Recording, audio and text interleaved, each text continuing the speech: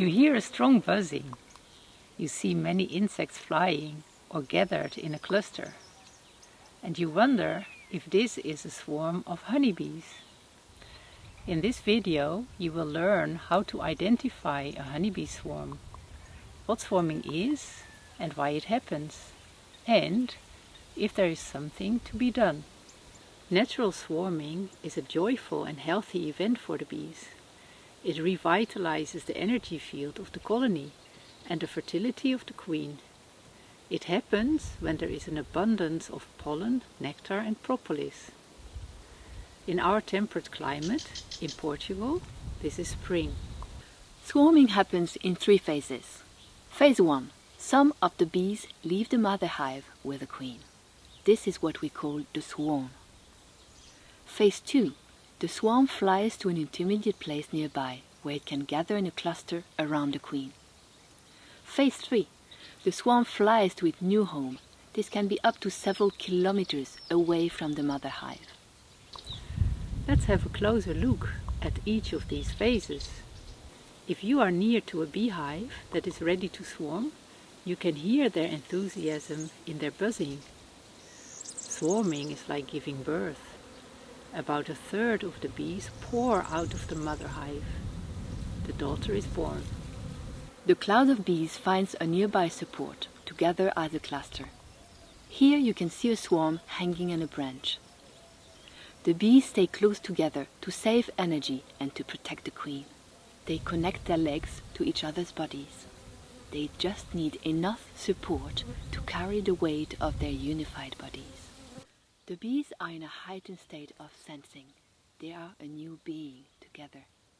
European honeybee subspecies do not sting when they are in a swarm state, only in exceptional cases when upset. Therefore, it is a rare opportunity to come closer and to enjoy their presence and energy.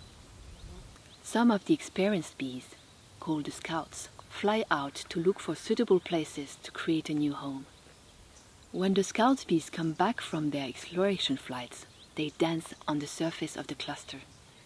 This is how they communicate the direction, distance, and how enthusiastic they are about this potential new home.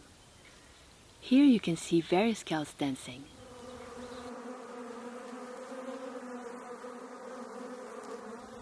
When most of the scouts are dancing in the same direction, the swarm as a being knows where to go.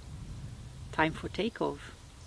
Honeybees have a preference for protected small cavities with sufficient sealing surface to fix their wax combs.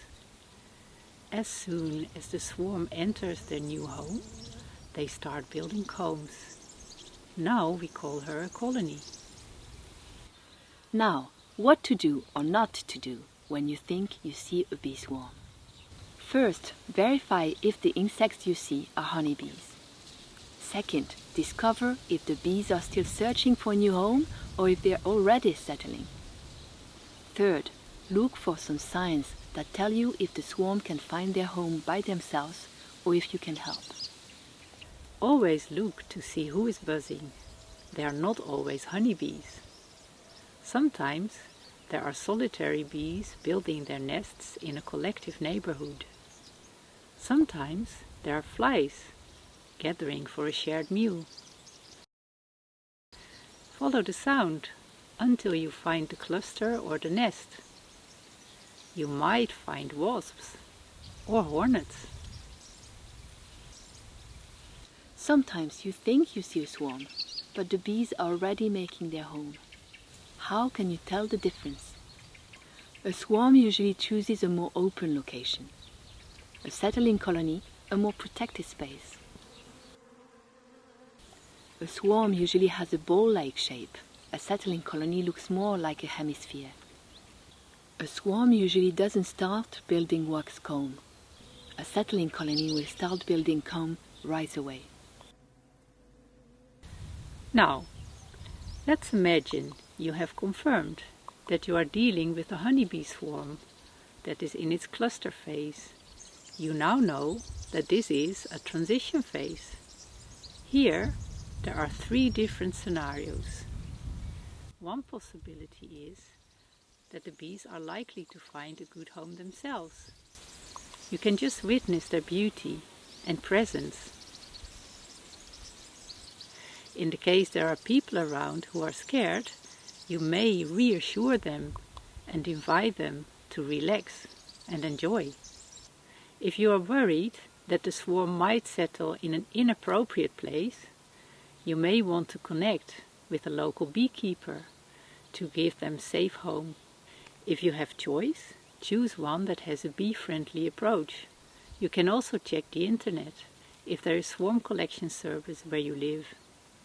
Now, let's say you discover a colony that already settled in a place with human activity. In some cases, it is obvious they need to leave. And sometimes they can stay. It is perfectly possible to live close to the bees.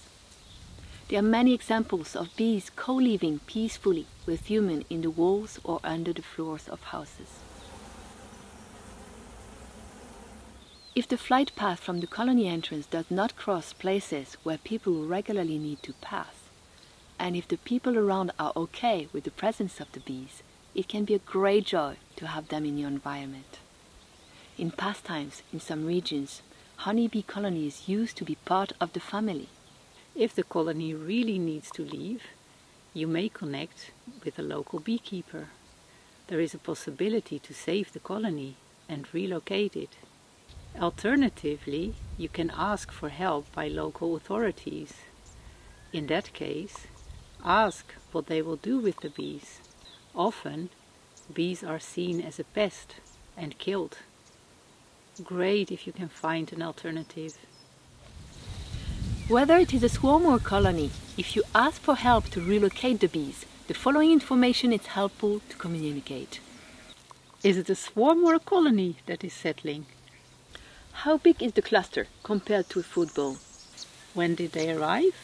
Or when were they discovered? What is the location or the coordinates? And about the situation? Are they in a tree or a chimney? Are there specifics about how to reach the cluster?